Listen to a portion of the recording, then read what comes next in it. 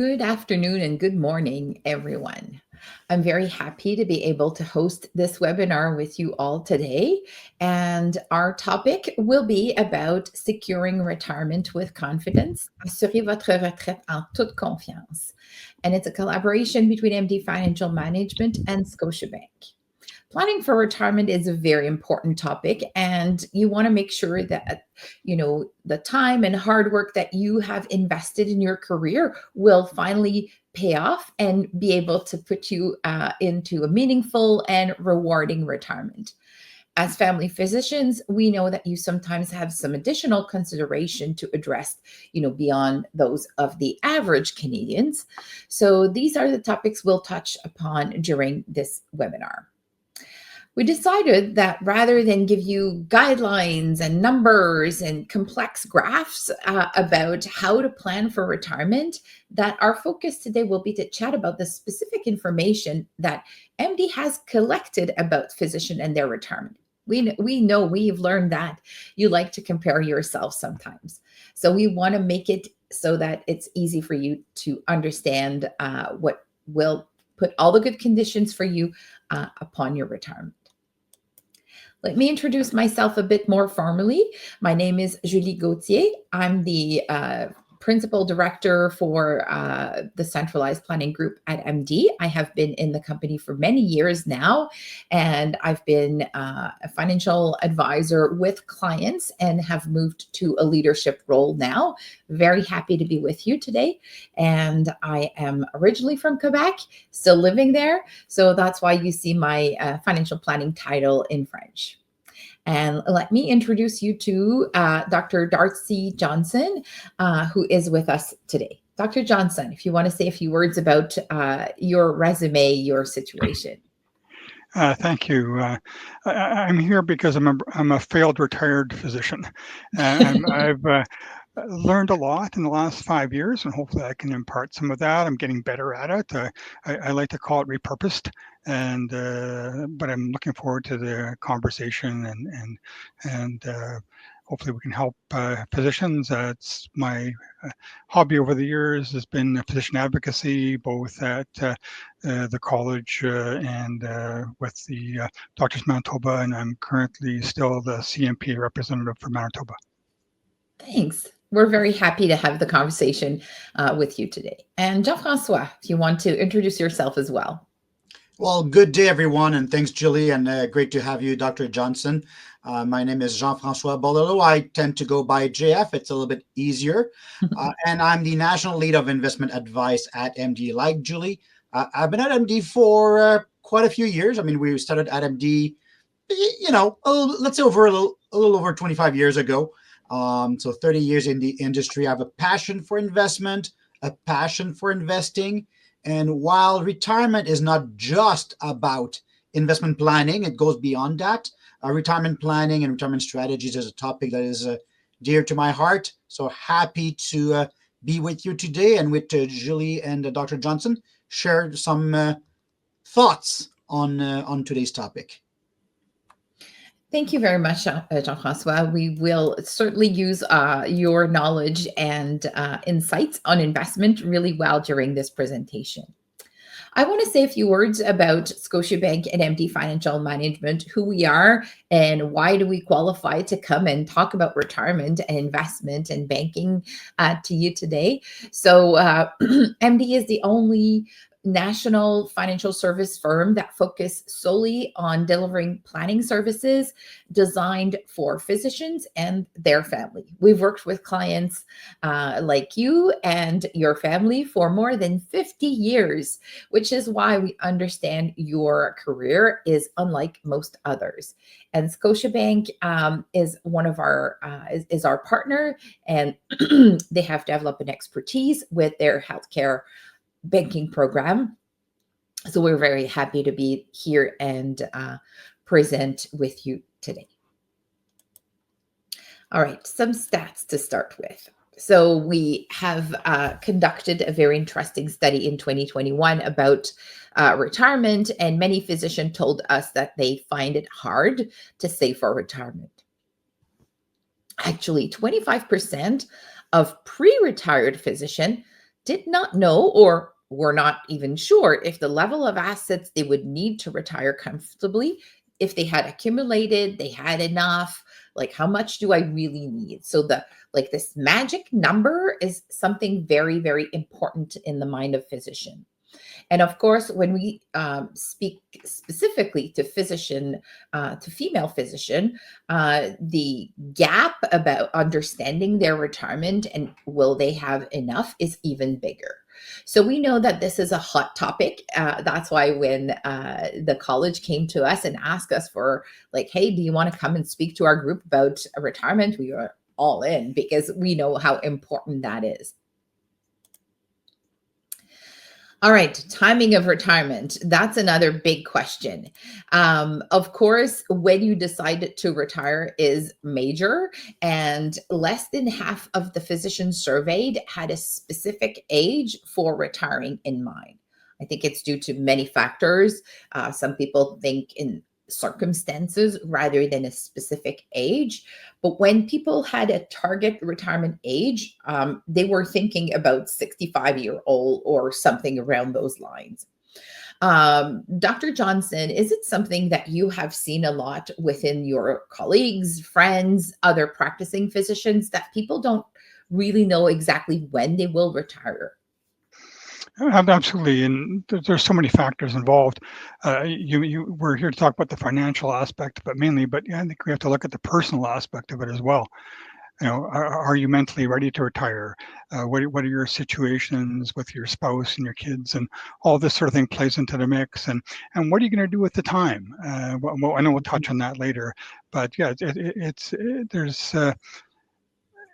For physicians, it's not a certain date you just stop working.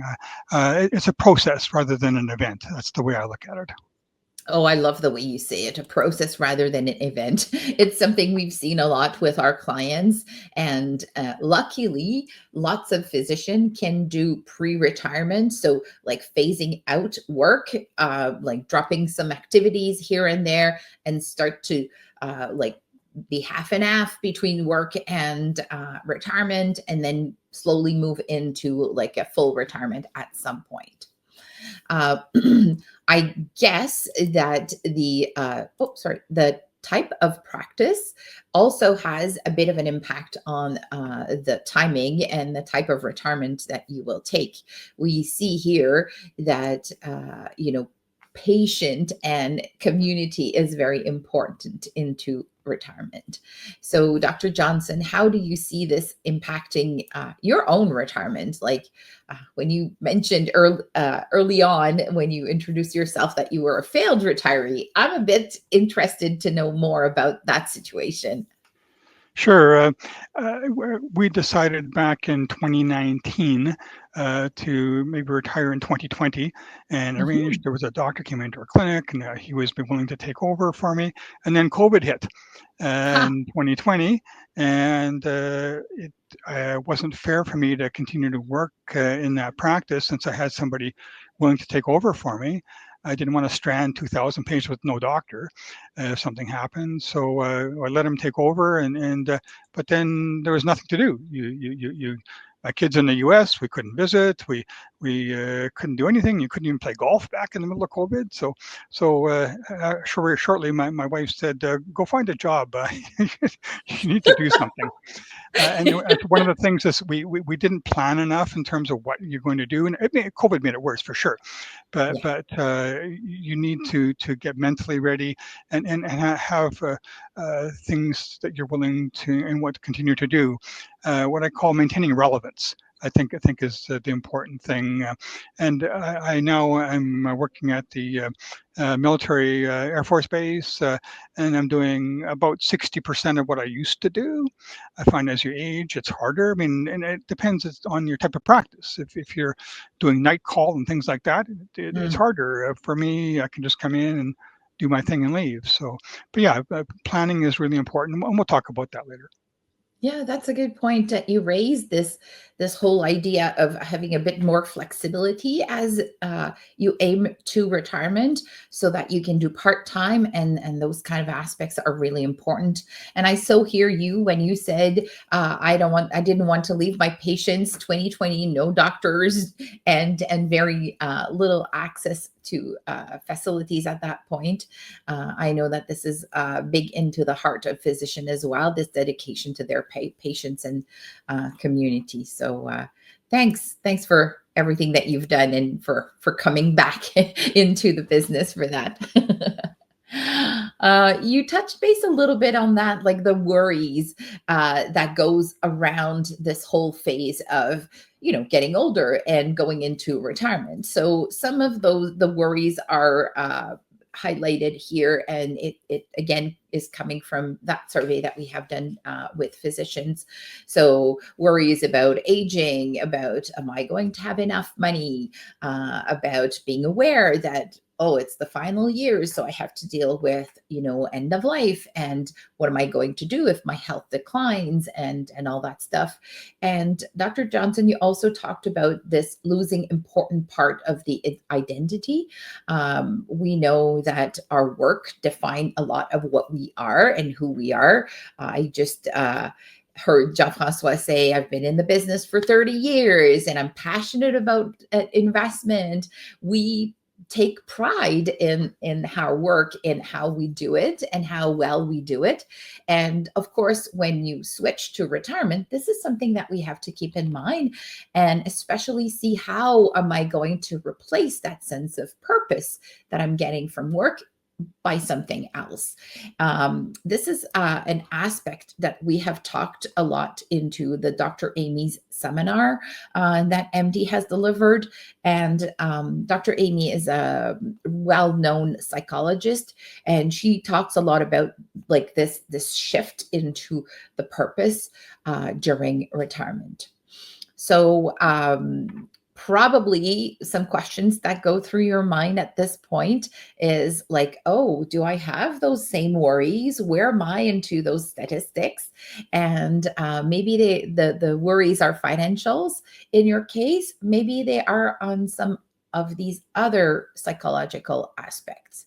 So let's continue to dig into that. I think you start to understand that our webinar today is going to is talking about like the personal aspect, and also on the financial aspect of retirement. What are we looking forward to when going into retirement? We talked about, this whole idea of traveling to visit the kids or see the world. And of course, having more time to be with the family and friends, and play golf or any other activities, which is pretty fine. But of course, if you have never practiced those hobbies before retirement, it's going to be a big shift. So maybe it's something that you want to add into your mindset. Jean-Francois, I think you have seen a lot of you visited a lot of our physician groups across Canada, and you can speak to those aspects a little bit as well, especially the travel one, because I know you're an avid traveler. You're practicing a lot your retirement yourself. Yeah. Well, and actually that's one thing that I would say is changing a little bit nowadays, where people maybe have taken more time or have had more of an opportunity to travel pre-retirement. So of course, people may continue to travel into retirement, but a type of travel may be different. Is it going to be family travel as much? Is it going to be travel to work themselves? Is it going to be that aspirational trip that's going to be kind of long? So, I'm going to do that kind of 2-month thing into a faraway land. Is it going to be renting an RV and go across the continent or something like that? So that notion of travel can be quite different than what you've had throughout your life, or it could just be a continuation of. Could be the same quantity, could be more, could be less. Because the one thing that when people talk about travel into retirement, this is one of those activities that, depending how your health progressed during retirement, is not something that is stable. And the type of travel you'll do may change. In your early years, yeah, it could be about those big trips, air travel, that kind of stuff. It may be true well into your 80s and 90s. I mean, some people are able and they have the health and that kind of stuff. Not everybody does. So that could change, and the financial aspect of traveling will change as well over those years. Then you fast forward around family. That could tie into travel a little bit as well. But again, the amount of time you spend with the family, the type of time that you spend with the family, where again, at first might be more about kind of, having them at home, taking care of the grandkids. And again, when you go to stamina, the health, that kind of stuff, you are more active. You will go and you'll be the host, you'll be the guest. Sometime as you kind of age a little bit, and depending on the type of home that you're in, that may impact how you do spend that time with the family and how much you spend time with the family. And the last point, I mean, you mentioned hobbies. And this is where sometimes that sense of pride also comes through, because that hobby could be a volunteer opportunity where, you're not a physician whole time, but you find something that kind of meaning, that has an influence, could be mentoring, can be, public speaking, whatever that is. These are all the things that you like, oh yeah, I want to travel. Sure, but what does it look like? And to kind of take it to that next step. And I saw Dr. Johnson kind of reacting to a couple of things I was saying. So I don't know how that speaks to you, Dr. Johnson, or whether you have some thoughts of that. But that's kind of what I tend to see personally. I agree with you, JF. I mean, I look at again, this is a long-term process, and things you do at the beginning in your 60s and 70s, like travel, you may not want to do in your 80s and 90s. So I think it's important to plan and have a menu of things that you can do. It's almost like a differential diagnosis for medicine. Have a whole list of things that you want to consider, because you don't know. One day I was fine. I was playing golf and having a great time, feeling terrific. And 3 days later, I was getting an emergency pacemaker put in. So you gotta be aware of and having backup ideas. Yeah, I love this whole idea of a menu that you can pick and choose from. This is great. I love that. The last thing Julie, I'll mention on travel specifically is that as you do age, getting insurance coverage, especially if you go out of country, gets somewhat more complicated, especially if you have any pre-existing condition. So that's a factor sometimes that kind of change again the type of travel you may want or be able to do. That's a good point. Yeah. And it touches the financial aspect, which is actually a really good segue to this whole notion of planning for retirement. And these are the steps that we use as financial planners when we meet with you in our office. So identifying your goals, like what do you want? How much do you think you're going to spend? What are those activities that we have to account for during and pre-retirement as well? Then we collect a lot of information on your current situation, because we have to know when we plan for a trip, we have to know where we start from in order to plan properly to get there. So this is exactly the same in planning. We have to know, where are you at right now in terms of your investments, asset, debts, desired type of spendings, etc. Then we take a bit of a time on our own as planner, play around with the software, the calculators, try to make scenarios, and prepare a report that will make sense to you. Try to write it down in the language that suits your actual knowledge of finance, and present the proper graphs so that we have solutions to offer in order for you to realize your goals. That's always the purpose of this work on the planning side. And then the planner should be there to help and support implementing the plan. So if you have to course correct on, like you're saving into your corporate account, but maybe we should direct some of that money into your TFSA rather, or because you have a goal about supporting your grandchildren into their education, maybe opening an RESP is accurate. So the implementation phase is as important as the analysis, because if we just present the solution and then go away, it doesn't really help you. And then the monitor and review is really that part where it's hand in hand between the advisor and their client. Because if there's something that changes in the market, in the type of accounts, in the legislation, the advisor is there to tell their client and say, you know what, client, we should meet and course correct because XYZ has changed. On the other end, the client needs to let us know, like, hey, I have changed my mind. I'm not going to retire next year. COVID has hit and I want to maintain my practice and take care of my clients. Or my wife suddenly got sick, so we're going to have to shift our plans a little bit, et cetera, et cetera. So anything that is significant into your situation as a client, you have to tell your advisor, because if we don't know, we cannot adjust and support you. So it's like a continuous process, this whole planning aspect. So that's why we talk about not only about the financial plan, which is the document we prepare, but we talk about financial planning as a process and something that we do together. I'd like to speak a little bit about chapters in retirement. We kind of put some fancy words like early, mid, and late retirement. We also say in the planning, like behind closed doors, like the go year, the slow go, and the no go. That's usually the kind of language that we use between ourselves. So, of course, the early retirement, we talked about it a little bit. Often part-time, working part-time, and being retired part-time is usually into that part. It could be other types of work. We talked about volunteering, being invested into your like the Family College of Physician, any other associations or things that you'd like to do, traveling, hobbies, trying new things. And that's usually where you are in your best health.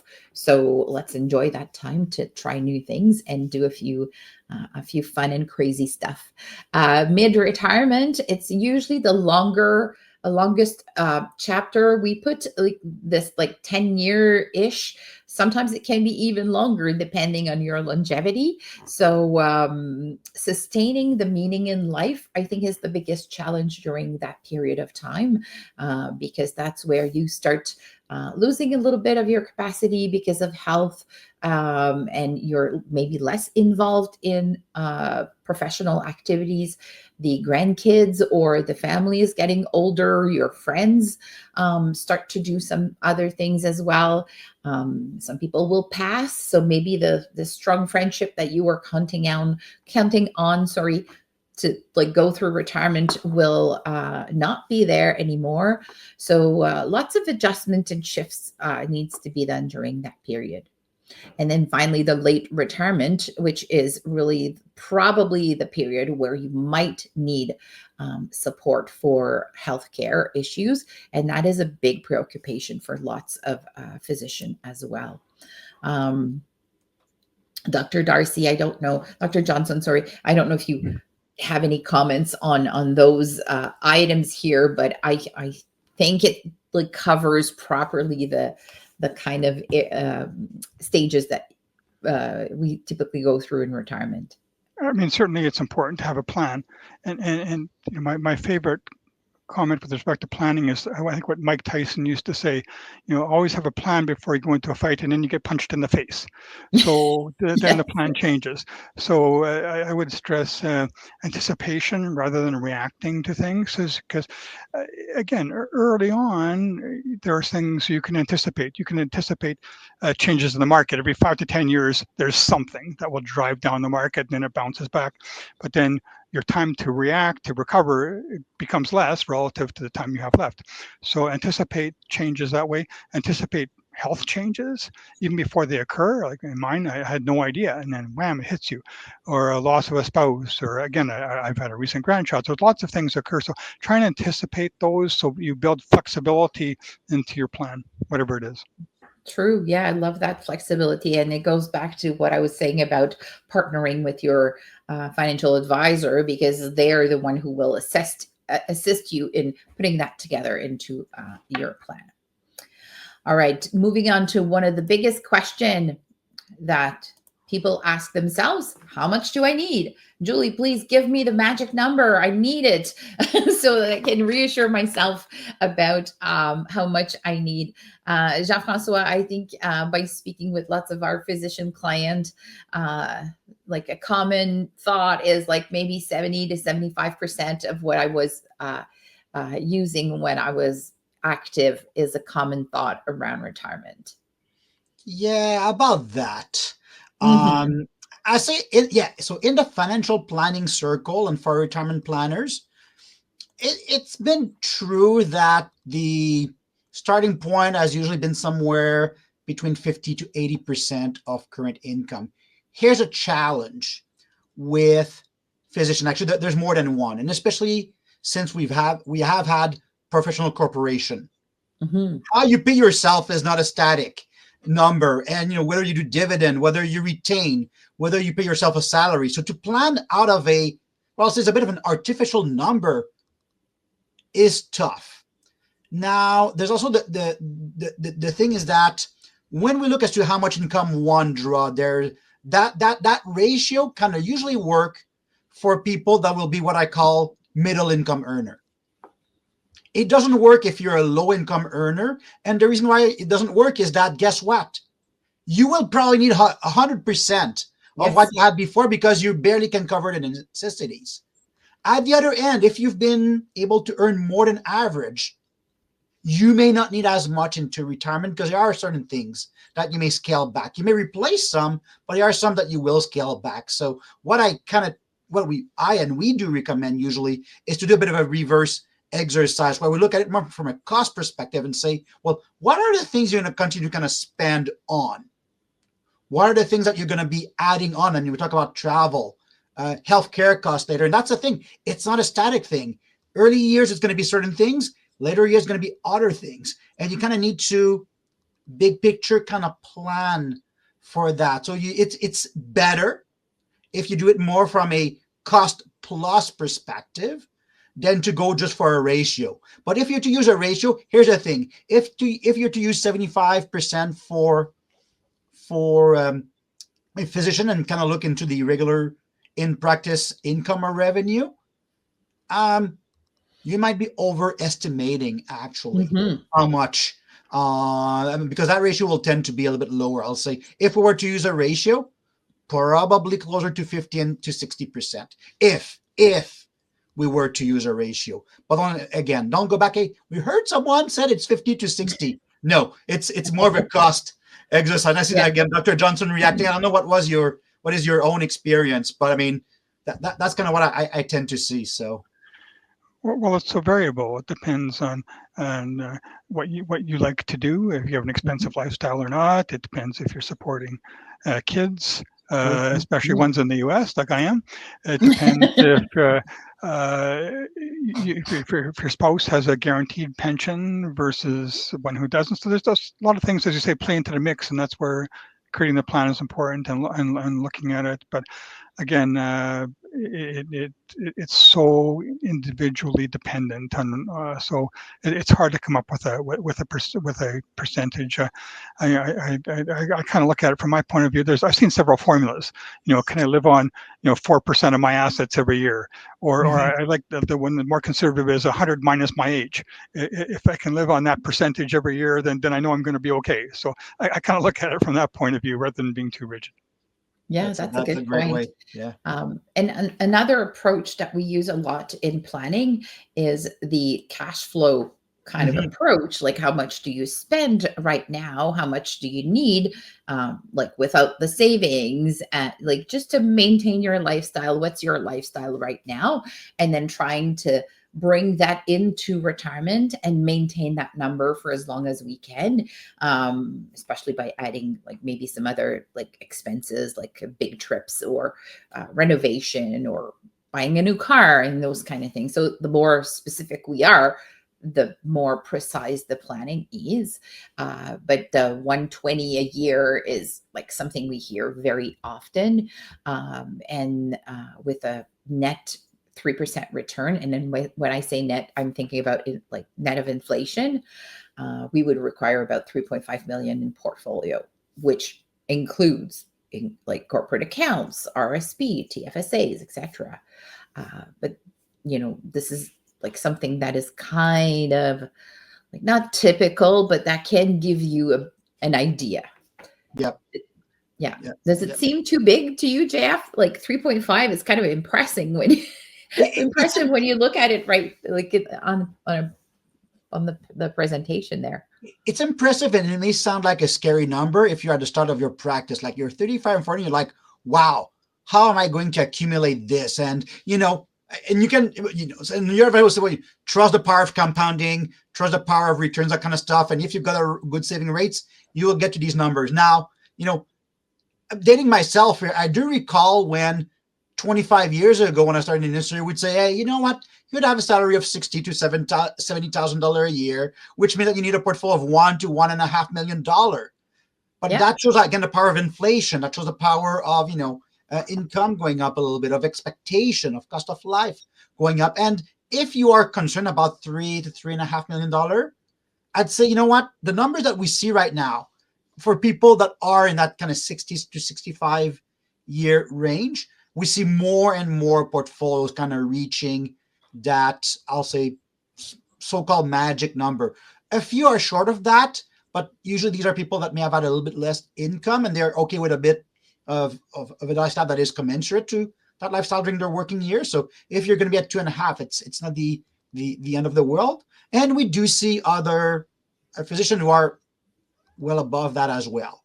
And so that's okay. 3.5 is just, it's a number based on $120,000 a year with a very modest 3% return. Because that's the other thing. If your return is 4% or 5%, that number drops to, actually what you will accumulate will actually go up.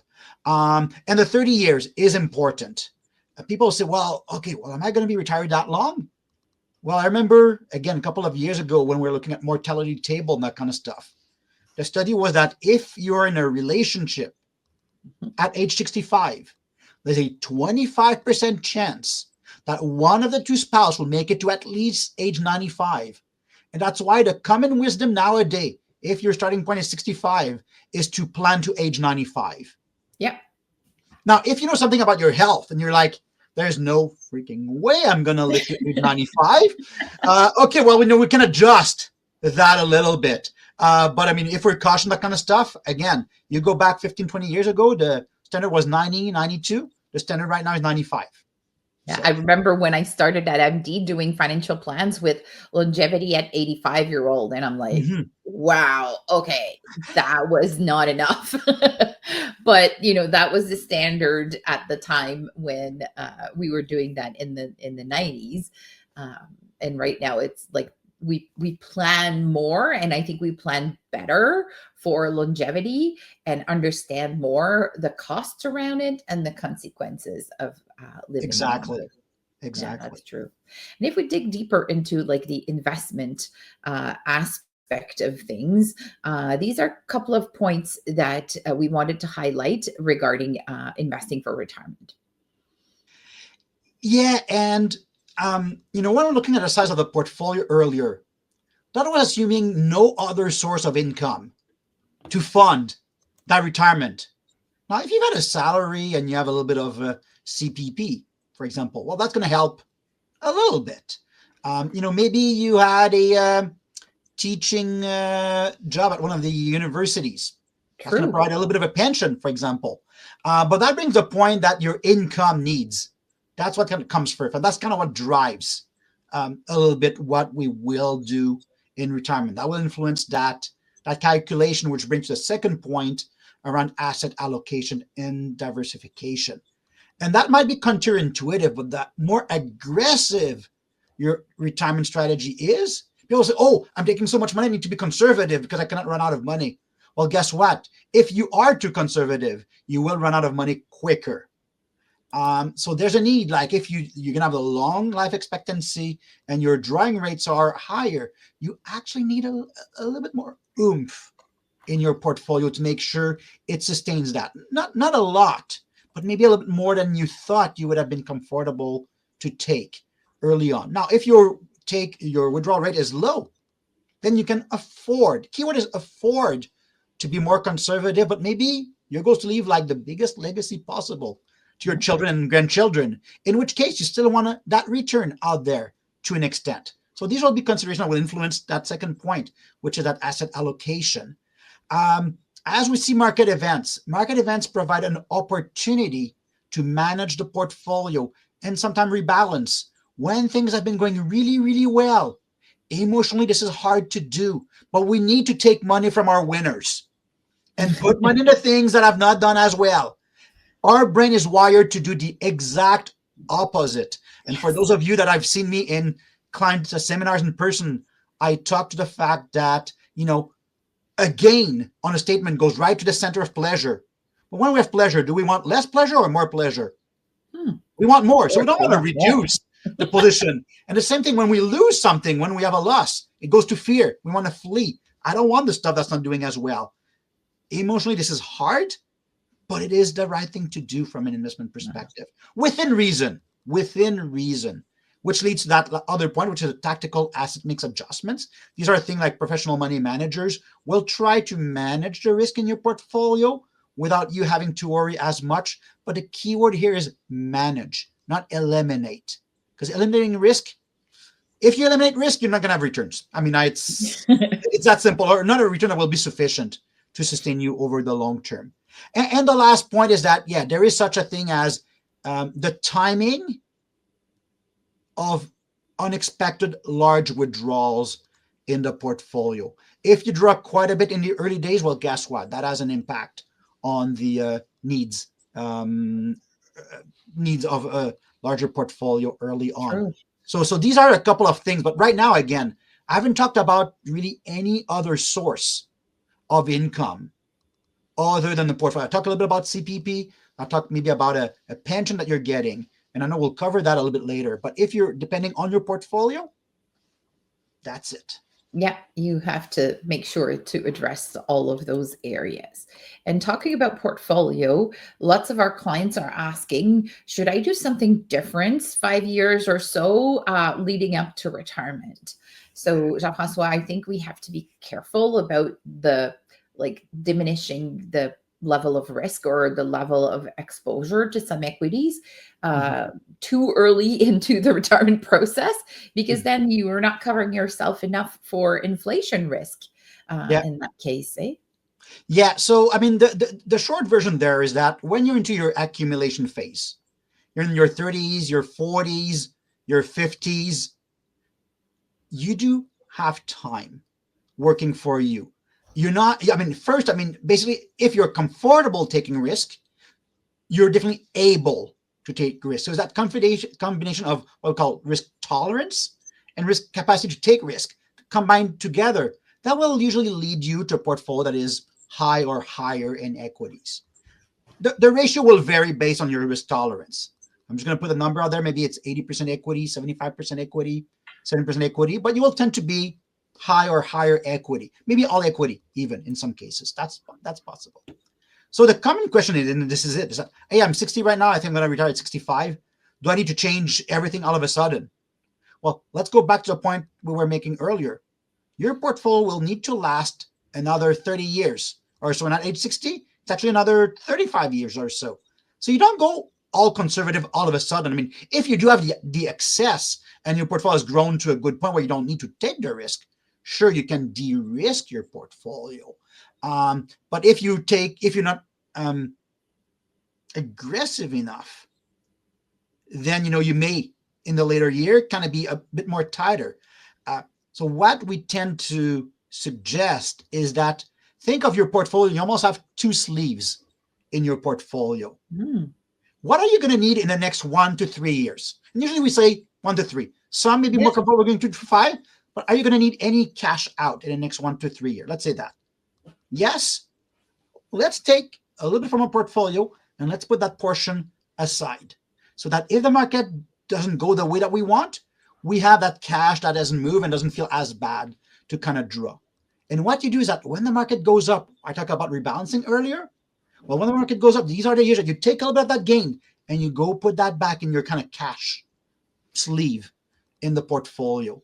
but your portfolio still remains invested, maybe not 80-20, but not 20-80 either. Like a good, what I'll call 60-40 or 50-50 should be, for the most part, really good. And if your goal is to leave a legacy, I mean, you're probably going to lean more toward that 60-40 or even 65-35 around. And the first number being equities, the second one being fixed income. So things will vary a little bit. And I want to be careful. I'm not giving anyone personal advice here.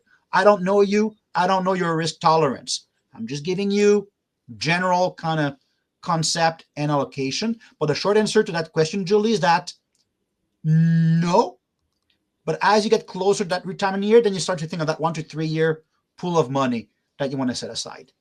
And I really like your idea of like creating two portion of your portfolio. So the one that you will accumulate quickly in the 1 to 3 years, and then continuing to like put inflows of money into that little basket that you will use for the like short term, using the gains that you have done into the larger part of your portfolio. It's really easy to understand. Some people have they don't really they like to see the numbers about longevity. So this graph is pretty impressive on like longevity and how old you can like when you have reached a certain age, and the probability that you will live longer. Like in 1900, roughly 39% of the population only survived to age 65. And in 2000, that number has increased all the way at 82%. So it's true. Like lots of people will live much longer than their parents have done it, or even their peers. So like it's a good thing. It's fun. Like life is good. Let's enjoy it. However, it poses a little bit of a financial challenges for retirement. And this is where partnering with your financial advisor is key, because like this is the person who will assist and help you to make sure that your portfolio brings you to the longest, like the latest part of your life, and that you will have enough to sustain your lifestyle. Dr. Johnson, you probably have seen that in some of your colleagues, some of your friends, people that are living way longer than they thought they would, and much healthier than they thought they would. I hope that this does not cause too much stress on their portfolio or retirement goals at that point. I don't think so. It's certainly. I just want to go back for a second to what you said a few slides ago about the 3.5 million and that sort of thing. I think one thing that physicians often underestimate is the value of the real estate holdings they have. I have a friend who does not have anywhere near 3.5 million, but his cottage and his house are probably worth 2. So you can sell those down later on. So that's an important thing to consider. So don't let the value of your stock portfolio worry you so much if you have other assets or potentially other inheritances or whatever. But yeah, certainly you need to be flexible, as we talked about, and again, you mentioned, Jeff, about risk tolerance, and my advisor at MD, we talk about that, but what I find is my tolerance for risk has gone down substantially over time, but you don't notice it until the market goes down 15-20%, or Trump does his thing or whatever. Then, maybe this doesn't feel so good. Maybe I should have more and balance out and keep more. So it's not so much selling off equities, but increasing the fixed income compartment over time to balance that out in a smooth way. Mm-hmm. I agree with that, Dr. Johnson. And it's, again, I go back to that kind of natural reaction. It's like, there comes a time where there's no other inflow that's going to come in. So it's the natural reaction to say, you know what, if I'm going to have enough to be safer, let's protect that. And, if there's a need then to revisit later, we can always do that.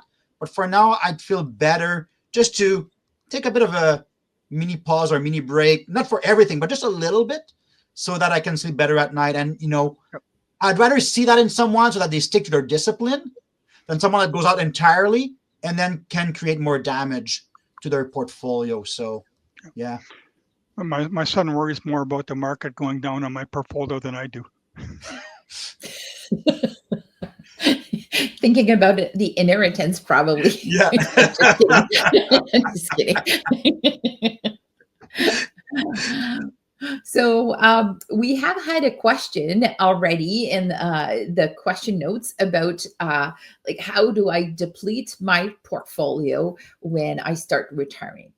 So it will largely depend on your goal, and depending on what's your end goal with the portfolio, either during retirement or at death, then it will drive which account we will prioritize and how we will withdraw money from your portfolio. So again, partnering with your advisor is key there, because we don't suggest that someone who is self-worker, like the physician, do this themselves. Like, it's much better to have the advice of someone who understand all the components of a withdrawal strategy. Just as an example, if you look at the grow to net worth kind of strategy, you will start by using the CPP and the personal portfolio, leaving the TFSA at the end. And if you are looking at the other strategy, which is I value a lot minimizing current tax, then TFSA is coming first as the account from which you will do your withdrawals. So it will really depend on your choices and your preferences and what you value most over the long run. This is really what will drive the type of accounts that we will use first and second and third, and how we will build the withdrawal strategy in the end.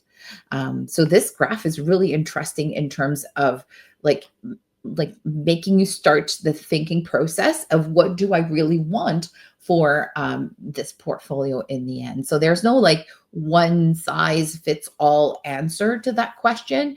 It really depends on your priority and what you want to do with the money in the end. I'm sorry, I wish I would have like a one answer quick fix for everyone, but it's not possible. We live in a good system, the Canadian account and tax system, that offers choices. So let's leverage those and do what we have to do in order to make it work for yourself. The only thing I'll add to that, Julie, is that this Yes. is where doing business with a planner Mm-hmm. matters. Like, like, for example, I know the tools that we do have here at MD that can look at those different kind of withdrawal and account scenarios and model the tax impact and the growth and that kind of stuff. So like, the one piece of advice I would say is that as you're starting to accumulate, if you haven't taken any advice from anyone so far, not what I recommend, but if that's been your case, this is one situation where you definitely want to sit down, talk to someone, and see what value they can bring to your retirement planning. True. Other questions that we often get is there like a different strategy that I should have depending on my career stage? And because at MD we work a lot with physicians, we know about that stuff. And we know that it's different depending if you are early in your career or later on. One of the first stage is really the new to practice. So if some people in the audience are earlier into their practice, of course your focus will be different than someone who's fully in practice or later in their career. We see a lot of focus on paying down debt, considering incorporation. Should I incorporate? Especially when should I incorporate is the biggest question. Should I think about using a pension plan or rather accumulate income? How should I do this? Which kind of account should I prioritize? And of course, some other consideration will need to be taken, especially around disability insurance, life insurance, because your biggest wealth is your capacity to earn income. So you need to protect yourself in case something happens, because if you don't, then you can do all the financial planning that you want. If something happens to your health and you cannot earn that income anymore, this beautiful plan goes to waste. So insurance is really like the base, the foundation of your preoccupation at this point. Lots of new in practice. Think about home purchase, like how much can I afford? Should it be like should I wait a couple of years and it's like the big house that I really want for the long term, or should I start small and then leverage the value of the house to go to something bigger eventually? So lots and lots of questions to our new in practice people. Yeah, Julie. So where I was about to go, as I mean, you talk about the different life stages and that kind of stuff. How you invest in those stages will vary a little bit. I say you have the time, if you have the tolerance, it's a good time to be a little bit more aggressive to try to optimize that wealth for sure. There's going to be discussion around debt versus investing, and the take on that is that yeah, you should take care of your debt for sure, especially in the early days, but it's also a good practice to just start that discipline of saving. Keyword being the discipline of saving. In those early years, not so much the amount as it is the process. And as your debt to a savings ratio kind of improve, then this is where you take the time, you sit down, you review more of that plan and things like that.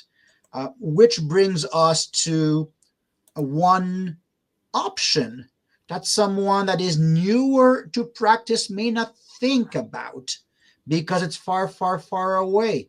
But earlier I talked about that, many physicians nowadays rely primarily on their portfolios with a little bit sometime of CPP or maybe teaching them to a pension. But there is something kind of new-ish in the Canadian space that's been here for a couple of years now. It's the Medicus pension plan. I'll talk a little bit about it in a moment, but I'm curious, Dr. Johnson, if you've got any thoughts on that type of arrangement that's now available for a physician. And I know you could still contribute, I think, if you chose to. But yeah, just curious to have some of your thoughts on something like Medicus. Just to take a step back for a second, I think physicians now are looking more and more at guaranteed or fixed income rather Yes. than the fee-for-service world that I kind of grew up in, and that's impacting doctors. Some of them may have some sort of pensions associated with their employers. You touched on earlier a slide about incorporation, and do you incorporate or not? And currently, you need to be incorporated to have the salary to save some extra to be able to use the Medicus. I was fortunate; I was on the MD Physician Advisory Council when it was still Project Eagle. So it's just been an important thing to me to see this come to fruition, and I think it's good for physicians in the long term. We have to find ways to have the provincial medical associations argue with the provinces to be able to get doctors to have the right income to be able to contribute to this and to have this safety of retirement assets. So I think it's a great thing, and it's just the early days, of course, but I strongly support having income you don't have to worry about, or your family doesn't have to worry about, and what happens with the markets from day to day, and whether Trump's going to do whatever. So I'm looking forward to physicians being able to access that both in the incorporated sphere, and perhaps there might be some way that even those who aren't might be able to get something similar to that. So I'm looking forward to more and more physician involvement in that. Yeah, thanks for that, Dr. Johnson. And I was involved also in that project when it was called internally like Project Eagle.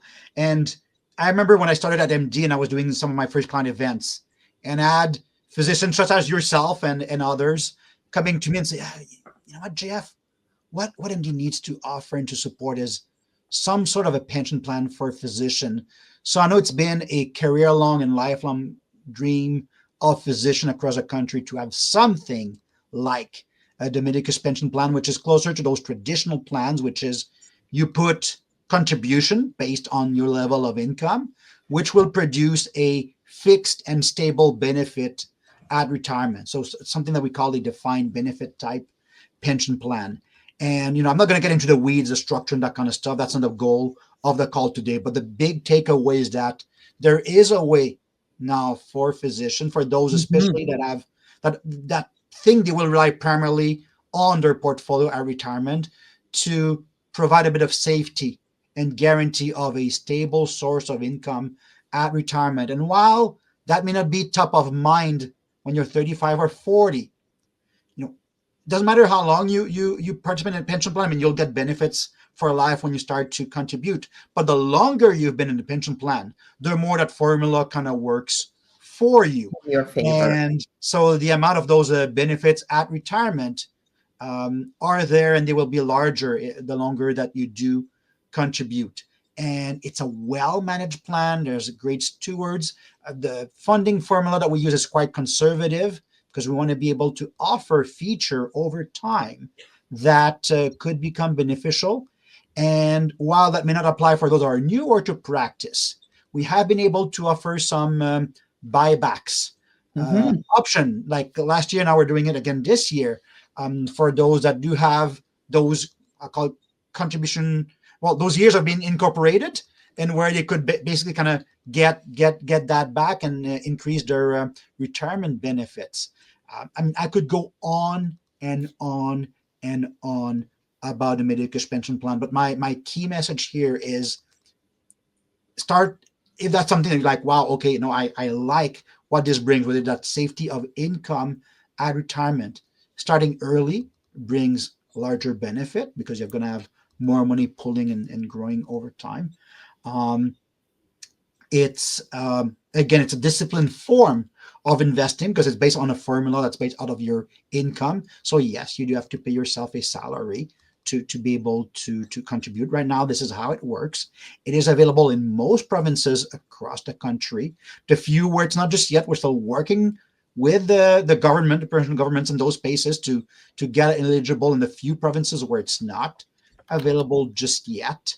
And there are features that we are looking to add over time, as you know, the solution is stable, as the funding formula is conservative, and adds value to the physician.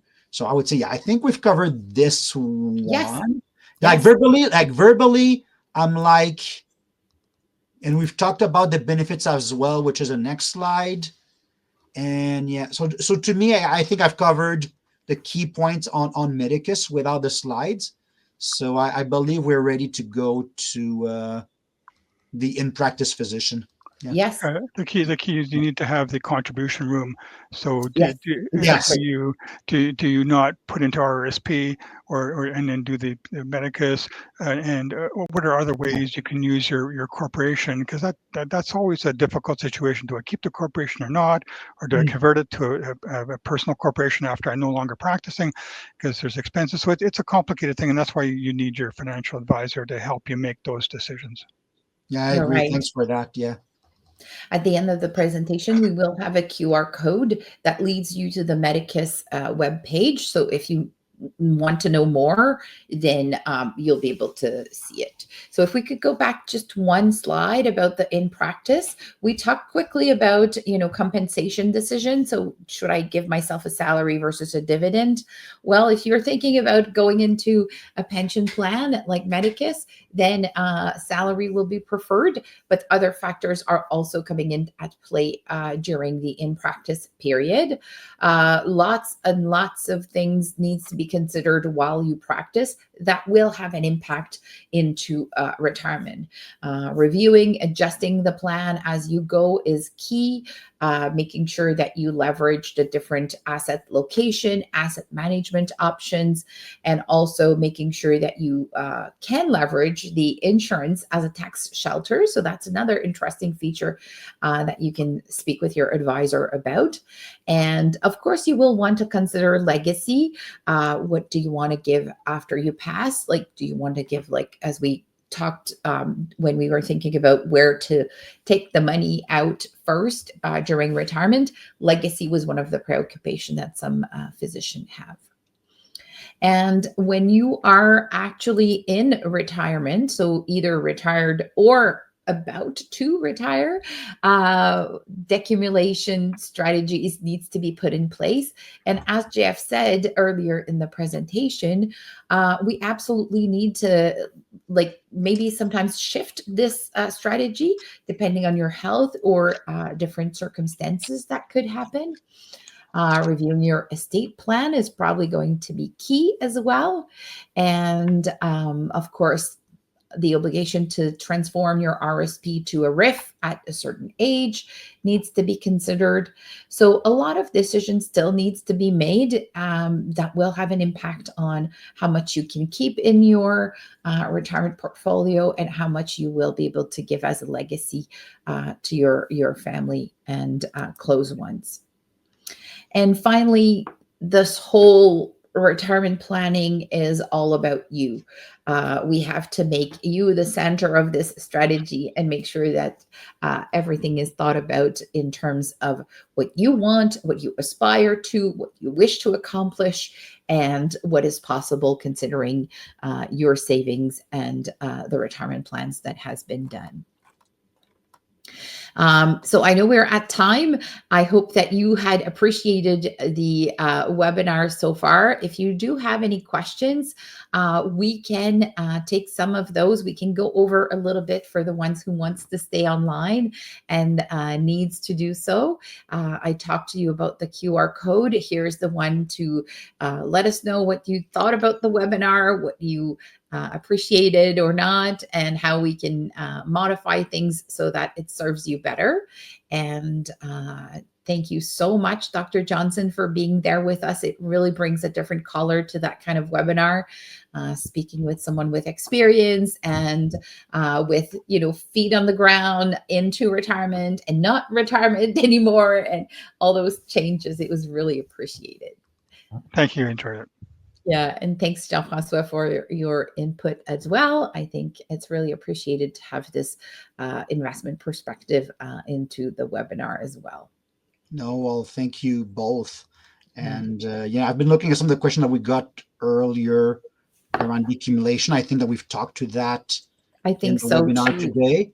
And the other one, I'll just make a brief comment because there was one question that was retired age 70, death 100. Well, you do the math, it's still another 30 years. Expenses might be a little bit different, where your travel expense may be a little bit lower, your healthcare expense may come in a little bit earlier and higher, but it's not going to materially impact how much net worth versus the scenario that we had presented earlier. Maybe it's a little tad more, but again, it's just going to be different types of expenses. So, true. Yep. All right, so I don't see other questions coming in to the queue. So I think we can close it off at this point. I hope everybody has a great afternoon and an amazing weekend. And I hope it's sunny where you are in Canada. I hope for some sun in Quebec City where I am for the weekend, because I hope to be in the flowers in the garden for the weekend. But you know what? If it's not that, it's going to be something else. Let's pivot and shift. All right. Thanks, everyone, and have a good rest of your day. Thank you so much, and go Thanks. Jets. Thank you. Yeah, go Jets.